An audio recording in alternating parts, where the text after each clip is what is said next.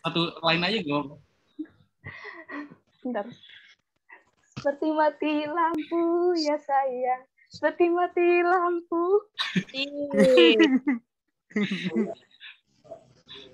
Anjir, gue kira pada nggak tahu loh. Ini gimana cara jawabnya? Opan Nazar, oke. Kamera lu diketawain di komen tuh.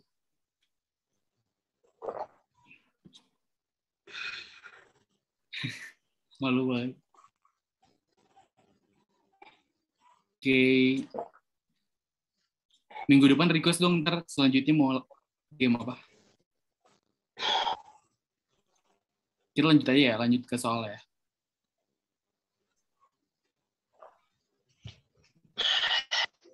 Oke, bentar.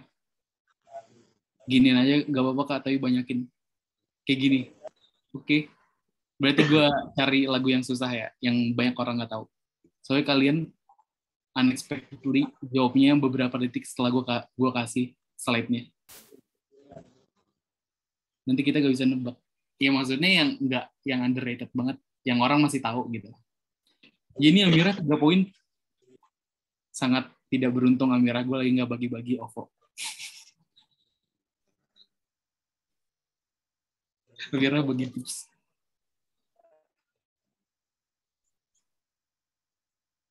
Oke, kita lanjut aja ya untuk mempersingkat waktu.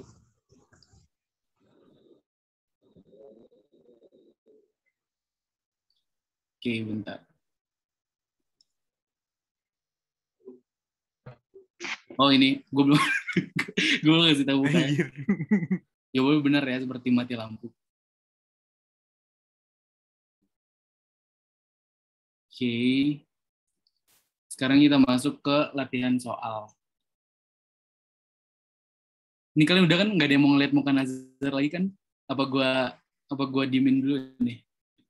Ganti. Ngapain kau ngeliatin sana? Ya Allah, lanjut aja. Oke.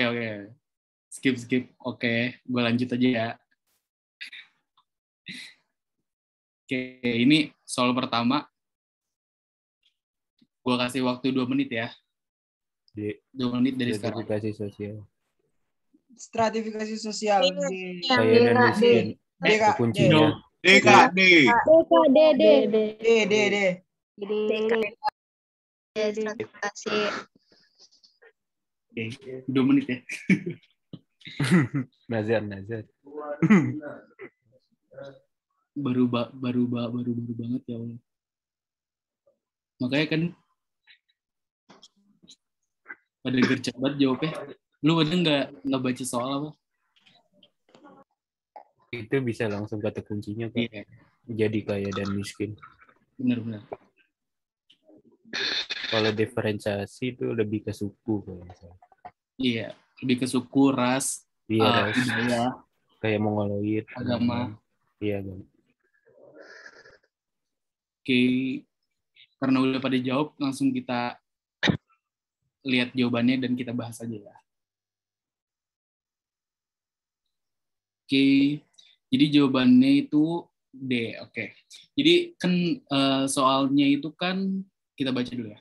Mengelompokkan masyarakat menjadi kaya dan miskin, pemimpin dan pengikut, majikan dan buruh, merefleksikan adanya status sosial. Enggak dong, karena kan status sosial itu kayak pekerjaan atau hal yang dibebankan kepada seseorang gitu. Nah, kalau pembagian sosial ini enggak ada di materi apa-apa. Institusi sosial ini beda. Institusi sosial itu kayak sekolah, kayak lembaga pengadilan dan sebagainya. Nah, langsung kayaknya ini diferensiasi sosial. Diferensiasi sosial ini seperti yang tadi dibilangin sama Yasmin, kalau nggak salah ya. Gue lupa. Pokoknya diferensiasi sosial ini itu lebih ke ras, lebih ke budaya, agama, terus juga lebih suku gitu-gitu. Jadi jawaban yang paling tepat itu stratifikasi sosial, karena kedua hal ini tuh menunjukkan adanya stratifikasi sosial. Contoh nyata stratifikasi sosial adalah pengelompokan masyarakat menjadi kaya dan miskin, pemimpin dan pengikut, majikan dan buruh. Oke. Lanjut ke soal selanjutnya. 2 menit dari sekarang ya. Jawabnya di kolom chat aja.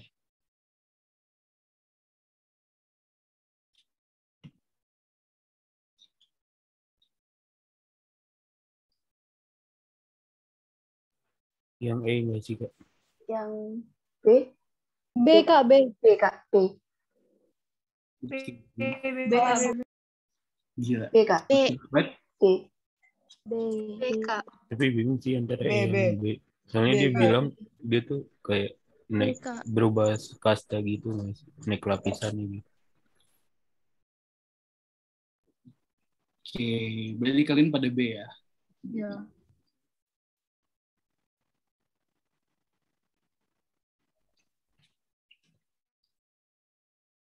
Oke. Video ini gue dapat soalnya itu dari buku SIMAK, yaitu buku Kampung Soal. Ini tuh SIMAK tahun berapa ya? Tahun 2018 gue ambil ya. Kita tungguin lagi ya. Oke, udah. Oke, jadi gue baca soalnya dulu. Seorang Bali berkasta sudra sudah berhasil dalam usaha perdagangan yang dirintisnya dan menjadi pengusaha yang kaya raya. Kesuksesan dan kekayaan yang diraihnya tidak bisa membuatnya naik ke lapisan kasta lainnya seperti Waisya dan Kesatria. Nah, hal ini terjadi karena sistem stratifikasi yang tertutup, yakni oke, jadi yang A, sistem kasta di Bali berbeda dengan India. Sistem kasta di Bali itu sama dengan India karena mereka sama-sama base-nya itu agama Hindu dan Buddha. Jadi sistem kasta ini sama gitu ya. Kita langsung ke yang C aja. Masyarakat Bali sebagian besar memeluk agama Hindu. Nah, masyarakat Bali emang benar memeluk agama Hindu, tapi apakah itu menjadikan jawaban soal ini? Enggak kan? Ini jawabannya enggak merefleksikan apa yang ditanyain dengan soal ini gitu. Nah, yang D itu bentuk perkawinan dalam masyarakat Hindu bersifat eksogami. Ini salah ya jawabannya. Nah, yang E, masyarakat Bali dapat melakukan mobilitas vertikal naik. Benar, masyarakat Bali dapat melakukan mobilitas vertikal naik, tetapi itu hanya di aspek status ekonominya gitu. Kalau misalnya dalam kastanya mereka nggak bisa karena Bali itu masih melakukan stratifikasi sosial campuran gitu. Jadi kalau di sistem kasta mereka masih mengikuti yang sama dengan India, yaitu sistem kasta Hindu Buddha, tapi kalau ekonominya itu di sistem stratifikasi terbuka. Jadi jawabannya yang paling benar ini adalah yang B. Oh, berarti yang ditanyain bukan kenaikan kasta gitu ya? Iya. Nah, di dalam stratifikasi sosial tertutup, anggota dari strata bawah sulit melakukan mobilitas sosial vertikal.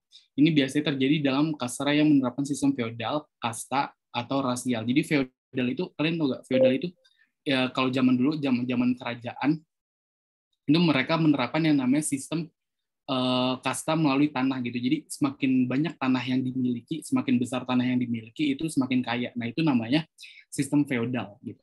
Kalau sistem kasta itu yang kayak tadi yang Brahmana, Waisya, Sudra, Ksatria, dan sebagainya. Kalau rasial ini seperti yang zaman 90-an kayak yang di Amerika gitu ya. Yang kelompok kulit hitam diskriminasi itu namanya rasial, sistem kasta rasial. Nah, ini ingat di dalam masyarakat Bali, kasta diperoleh melalui keturunan dan berlaku seumur hidup.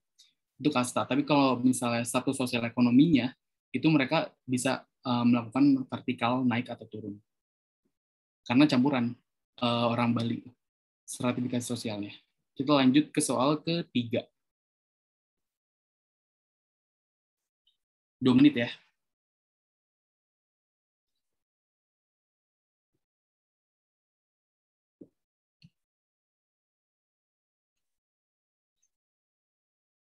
B bukan sih status. B, Kak. B gak sih?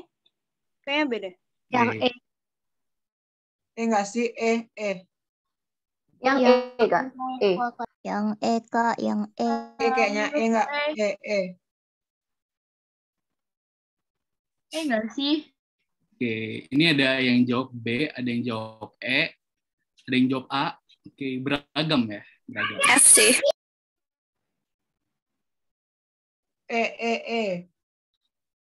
Oke.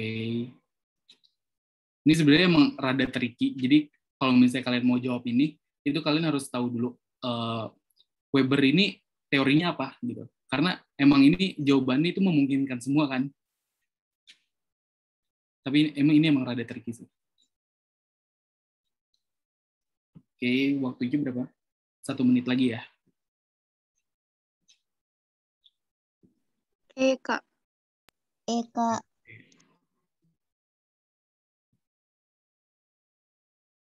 Weber yang Bourdieu kan ya? Bourdieu sama proletar. Iya, Weber itu. Itu banyak sih, Agus juga ituin teori itu. Yang sejak zaman revolusi industri. Banyak sih yang nge-invent teori yang Bourdieuian proletar itu. Oke, A, E. Ini kayaknya 50% B, 25% E, 25% A. Oke. 5 detik lagi, guys. Oke, udah. Oke, langsung kita bahas aja ya. Menurut Weber, stratifikasi yang ditentukan berdasarkan kriteria ekonomi disebut yang pertama A, yang B status, C peran, D prestis, E kekuasaan.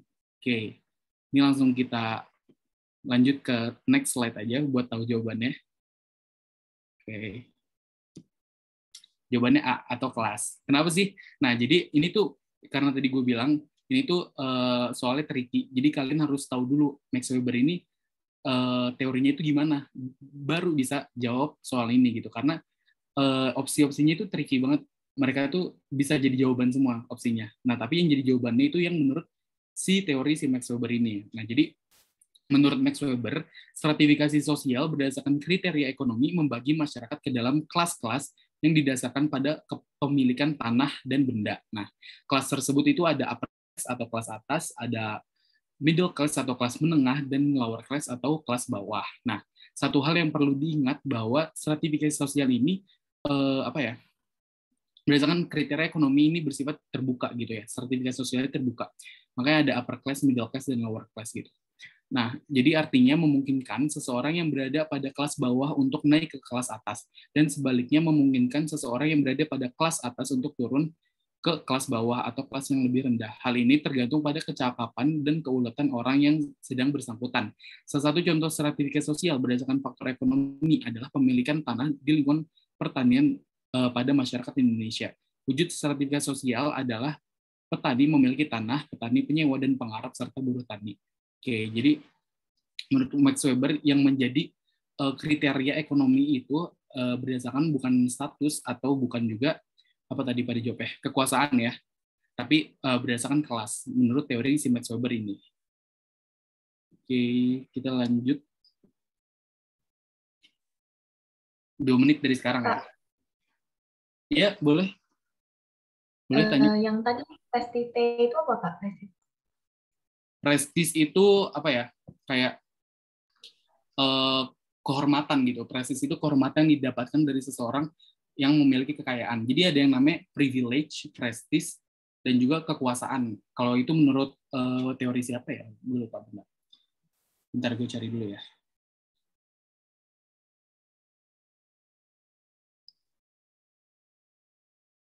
Prestis, kekuasaan, privilege. Oke, itu menurut teori Durkheim ya, Durkheim. Nah itu jadi kalau privilege itu lebih ke itu sih, kayak apa keuntungan yang kalian dapatkan gitu. Jadi misalnya kalian anak dari orang kaya, nah privilege kalian itu kalian bisa mengembangkan pendidikan setinggi-tingginya gitu. Nah kalau prestige itu kehormatan yang didapatkan dari kekayaan tersebut. Jadi prestige itu lebih ke kehormatan gitu. Kalau privilege lebih ke keuntungan. Itu sih perbedaan prestige dan privilege dan definisi prestige itu sendiri. Lanjut ya ke pertanyaan keempat ya. 2 menit dari sekarang ya. C. Rudi lebih tinggi daripada orang tuanya.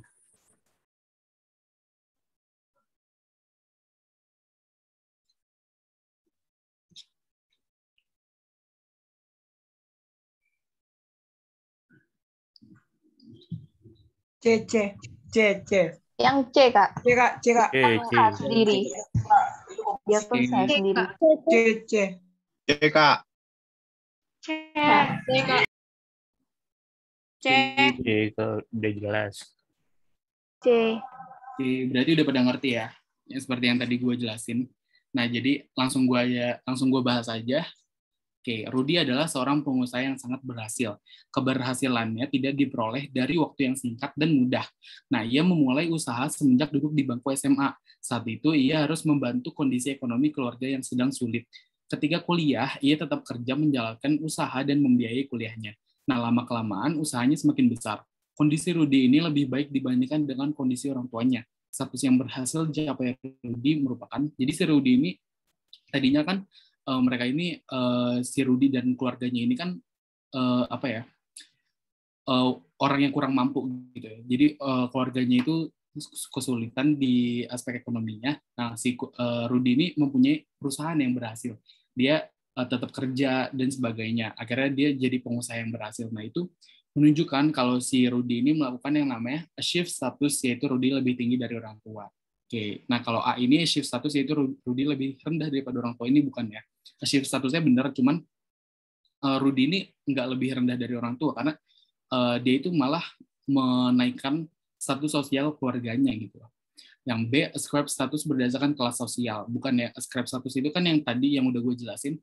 Ascribe status itu status yang didapatkan dari orang tua gitu, dari keturunan.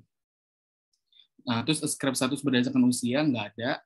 Terus assign status itu status yang didapatkan dari jasa seseorang kepada masyarakat. Jadi jawabannya adalah C ya. Oke, ini tadi udah gue jelasin. Kita lanjut ke soal terakhir ya. 2 menit dari sekarang.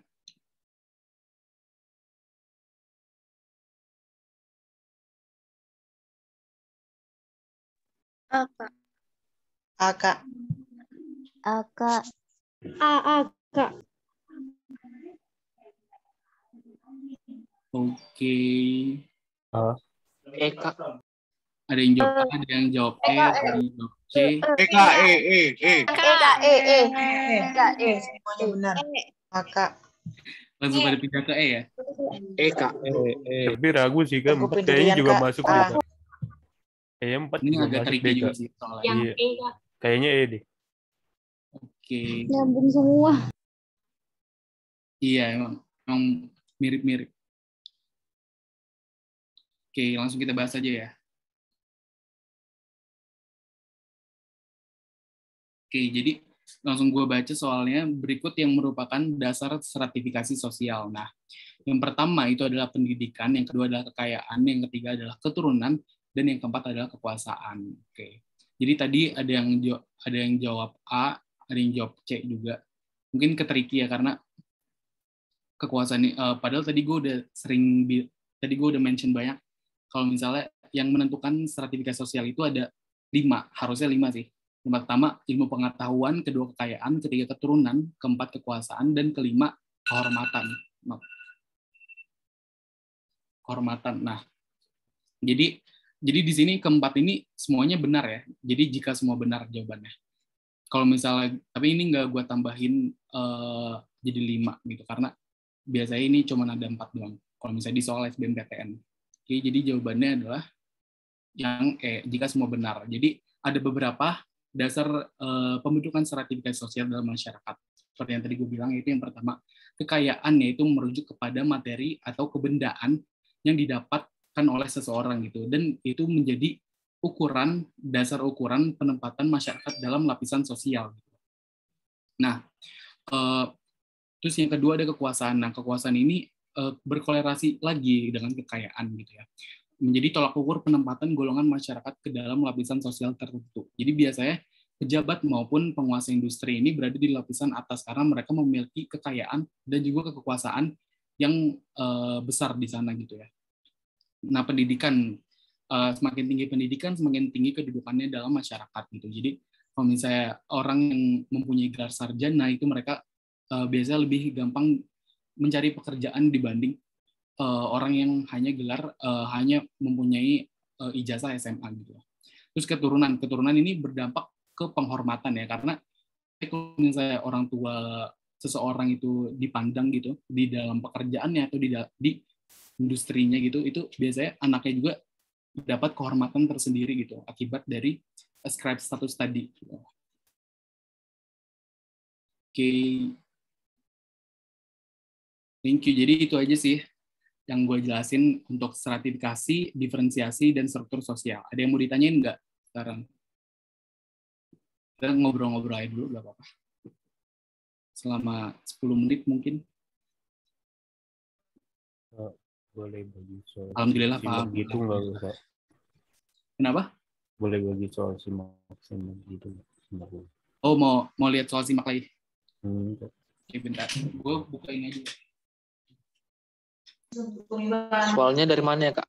Dapatnya? Gue dari ini. Kampung soal simak UI. Ada di Shopee kan, Kak?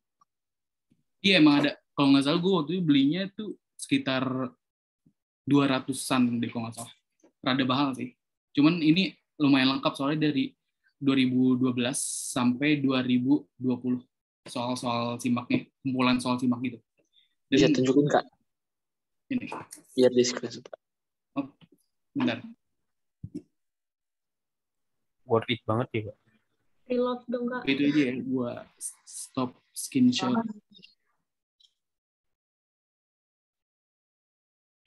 Oke. Sebenarnya kalau misalnya kalian mau, kan sekarang kalian masih SBMPTN dulu ya, kalian mending beli yang The King dulu aja sih. Kalau misalnya kalian nggak bimbel. Itu. Tadi dia yang mau soal simak satu lagi. Oke. Boleh Kak. Bentar ya. Kakak dulu bimbel.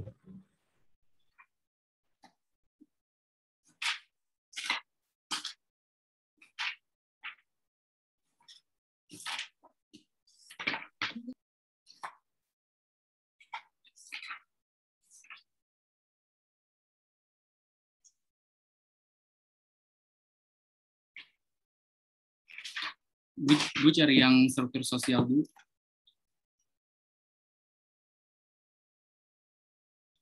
Biar sama. Bentar.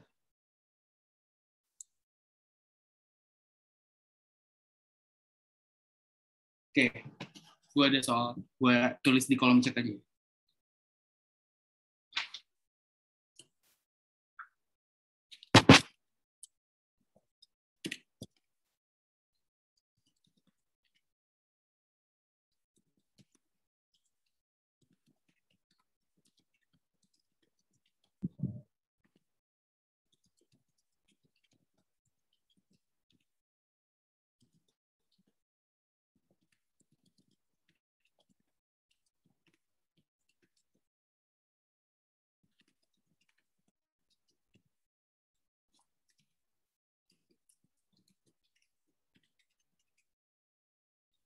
Dulu kakaknya bimbel.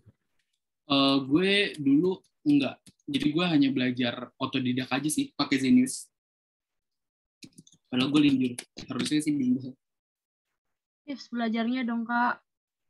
Oke, bentar ya. Ini kita bahas satu soal lagi dulu. Oke.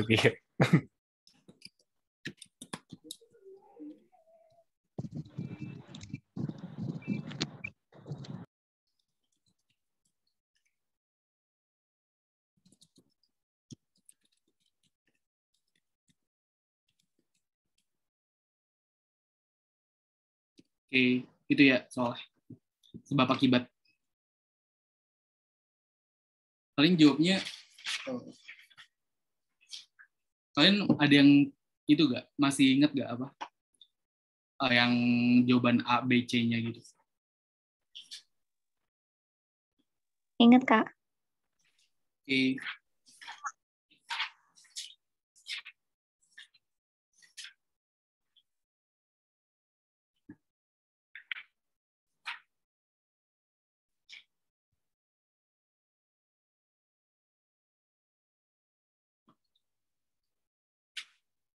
Oke, pada jawabnya A ya.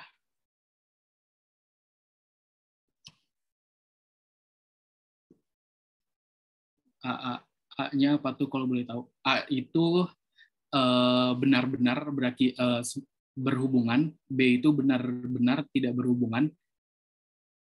Kalau C itu apa ya? Benar dan salah, kalau nggak salah. Benar gak sih? Gue lupa deh. Iya, benar, Kak. Iya benar kan? Pernyataannya benar dan alasan menunjukkan sebab akibat. Oke. Oke.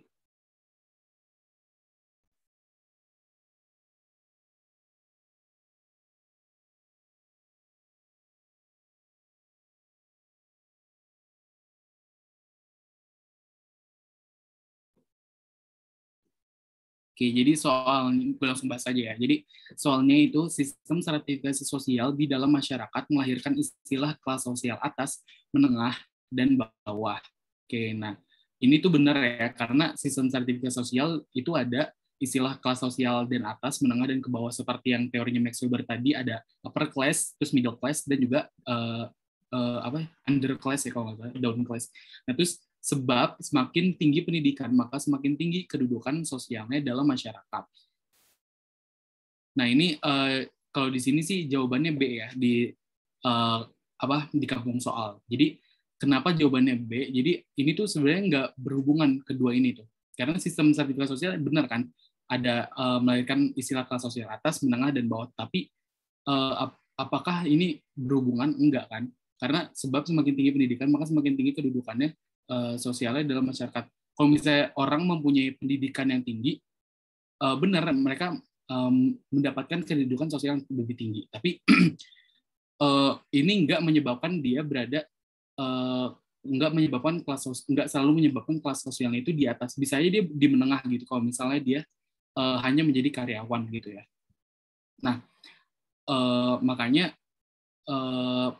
pendidikan nggak selalu membuat kelas sosial seseorang itu berada di atas gitu. Kalau di atas ini biasanya yang kelas sosialnya itu seperti penguasa industri atau pejabat gitu loh. Nah, jadi pendidikan ini enggak menyebabkan lu berada di sosial kelas atas gitu. Jadi ini keduanya enggak berhubungan ya, tapi benar dan benar. Jawabnya pada B sih. Jawabnya pada A. Oke. Itu aja ya. Kalau kalian nggak percaya nih lihat jawabannya B guys. Nggak kelihatan. Ada yang mau ditanyain nggak? Tips selinjur gue belajar pakai Zenius. Gue belajar pakai Zenius itu gue paket intensif UTBK. Terus gue nggak nonton yang live class-nya, jadi gue cuman nonton kelas-kelasnya aja. Gue nonton video-videonya aja, dan itu sangat membantu. Soalnya lu kalau misalnya belajar IPS itu jangan dihafalin, apalagi ekonomi dan sejarah. Itu kalian ituin aja mengerti. Karena kalau dihafalin banyak banget. Terus kalau ekonomi dihafalin nggak bakal worth it. Jadi kalian mengerti aja, kalian nonton videonya, kalian tulis ulang di buku catatan, terus kalian pahami gitu loh. Dan jangan lupa kalian review buku catatannya biar nggak lupa. Tapi kalau misalnya sosiologi atau geografi, terserah kalian mau ngafalin juga. Karena kalau dihafalin juga cukup membantu sih. Soalnya materinya tuh, kalau mereka tuh teori banget. Jadi kalau dihafalin, nggak bakal worth it. Tapi kalau nggak dihafalin, nggak apa-apa sih. Yang penting kalian ngerti. Teori-teori di materi sosiologi. Keluar banyak banget. Kalau sosiologi itu materi semua yang keluar. Cuman, kalian nggak usah pikirin ini tuh teorinya dari sosiolog siapa gitu, kayak Max Weber atau Emil Durkheim atau G.H. Mead. Itu kalian nggak usah pikirin karena itu jarang keluar, hanya 1-2 soal yang keluar. Dan kalau kalian dapat soal itu apa sih, soalnya banyak banget dari teori-teori si sosiolog tersebut. Gue aja belum hafal itu, cuman emang jarang yang keluar kalau tipe-tipe soal SBMPTN dan SIMAK. Boleh minta PPT, boleh ntar kalian akses saya di modul terjago.id atau nanti gue share di Telegram. Kalau udah pada pakai itu gak sih website Terjago? Gue share ya website.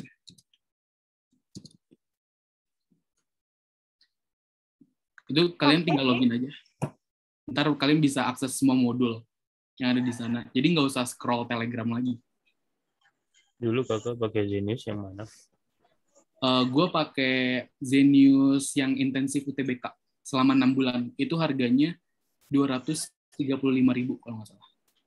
Kalau 2021 awal ya. Rekomendasi buku buat UTBK itu gue pakai The King sama buku GO.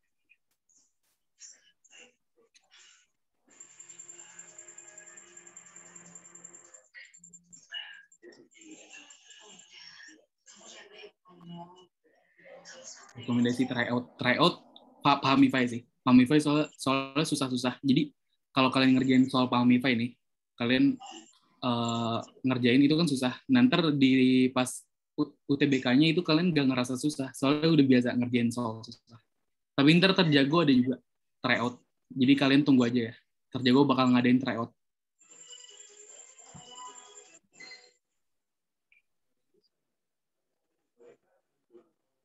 Buku TPS-nya apa, Kak? Gue buku TPS The King juga. Ada 2. Jadi yang Sosum sama yang satu lagi TPS. Buat gap year. Kalau lu gap year, cari kesibukan dulu sekarang. Kayak mungkin volunteer atau magang yang kayak di tempat coffee shop juga banyak nyari yang anak gap year. Cari kesibukan dulu, ntar 6 bulan sebelum UTBK atau 3-4 bulan sebelum UTBK, lu fokus belajar. Setiap hari dulu gue belajar UTBK. Setiap hari. Kalau ambis dari sekarang benefit nggak, Kak? Kenapa? Kalau ambis dari sekarang benefit nggak? Banget. Soalnya, apalagi kalau kalian linjur ya, belajar sosum tuh nggak cepet, harus berbulan-bulan gitu. Jadi sangat amat beneficial gitu. Gue nggak pernah ikut tryout SIMAK UI masuk kampus sih. Gue pakai buku Kampung Soal doang. Ikutan tryout di Pahmify gimana, Kak? Ntar mungkin mereka ada kayak open tryout ya. Kalian cek aja di tryout Pahmify. Atau di tryout Terjago. Gue bukan anak Geo, ada yang nanya anak Geo. Anak Geo ya, bukan. Gue nggak pernah ikut Geo.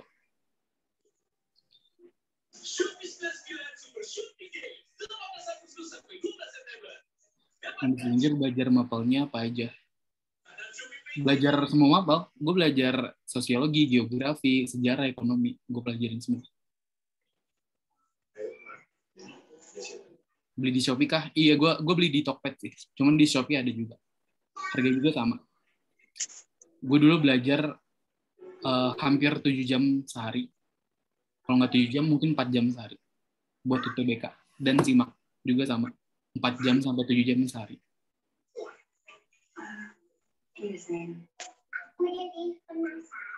Gue belajar TPS duluan karena kan waktu zaman gue itu kan sebelum Februari kalau nggak salah itu masih belum tahu kan UTBK-nya itu kapan.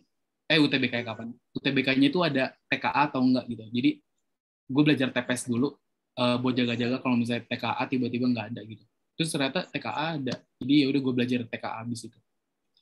Kalau TPS sih kuncinya kalian sering-sering ngerjain soal. Karena itu soal Beindo bahasa Inggris MTK gitu sih. Sama penalaran umum. Penalaran umum tuh lumayan ribet. Jadi kalian harus sering ngerjain soal.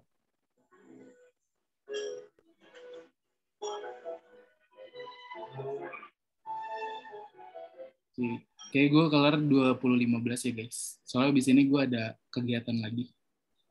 Kak, kalau belajarnya sosiologi sehari atau sehari dicampur sama yang lain? Gue tuh belajarnya kalau misalnya pas belajarnya, itu gue jadi satu pelajaran itu gue kelarin dulu. Gue nggak belajar yang lain. Jadi misalnya sosiologi nih, gue kelarin sampai dari bab pertama sampai terakhir. Ntar kalau misalnya gue udah kelar, gue lanjut ke pelajaran yang lainnya. Kalau menurut gue ya, itu lebih worth it, itu lebih efektif sih. Tapi jangan lupa selingin juga sama latihan soal pelajaran lain, biar nggak lupa. Jalur langit gue apa ya? Gak tahu sih. Berdoa. Coba jalur langit gue itu, gue nggak dibolehin perantau sama orang tua gue. Sebenarnya boleh sih, cuman kayak mereka rada rada salty gitu kalau gue rantau. Jadi mungkin kenapa gue keterima di UI gara-gara itu. Soalnya gue sebelumnya itu pengennya itu Unbrau gitu, tapi nggak dapet. Jadi malah dapetnya UI. Tadi buku SIMAK namanya Kampung Soal guys. Yang ini namanya Kampung Soal. Silakan ikuti kata-kata saya. Bismillahirrahmanirrahim. Mending kalau linjur mendingan belajar TPS dulu atau TK dulu? Belajar TPS dulu. Iya. Kalau sekarang sih belajar TPS dulu sih enak. Tapi kalau TK dulu juga nggak apa-apa. Soalnya TPS tuh kalian tinggal ngerjain gitu aja sih. Kalian adaptasi dulu dengan soal-soalnya, habis itu kalian sering-sering ngerjain soal. Kalau nggak diresuin waktu kuliah gimana, Kak? Nggak diresuinnya itu karena apa? Karena faktor ekonomi atau gimana? Kalian bisa kok kalau misalnya karena faktor ekonomi, apply beasiswa banyak. Oke, udah 2015. Kayaknya langsung gua end aja.